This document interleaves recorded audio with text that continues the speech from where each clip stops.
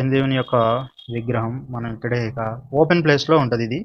Actually గుడేమీ లేదు. దీనికొక పెద్ద history ఉంది. ఆ హిస్టరీ విషయానికొస్తే ఒక 300 ఇయర్స్ ఎగో ఏమైందంటే పెన్సులా రివర్ నుంచి మహారాష్ట్రలో పెద్ద వరదలొచ్చాయి అంట. ఆ వరదల్లో ఒక విగ్రహం కొట్టుకొని వచ్చి ఇక్కడ ఉంది. అది ఒక గొరిల్ల కాపరి చూసి ఆ విగ్రహాన్ని కదిలించడానికి అంటే విగ్రహం అంటే రాయి. ఒక రాయిని కదిలించడానికి ట్రై చేస్తే అక్కడ అది కదలలేదనంట. తర్వాత ఊరు వాళ్ళందరిని తీసుకొచ్చి చూపిచ్చాడంట. కదలలేదని జెప్పారు. తర్వాత శని భగవానుడే ఒకతనికి కల్లో కనిపించి ఆహ్, నేనిక్కడ వెలిసాను. నాకు విగ్రహాన్ని నాకిక్కడ పెట్టి నన్ను పూజించండి అని జెప్పి చెప్పారంట. అప్పుడు ఆయన దాన్ని తవ్వి అంటే ఆ బండరాయిని కదిలిచ్చి చూస్తే అక్కడ ఒక విగ్రహం ఉంది.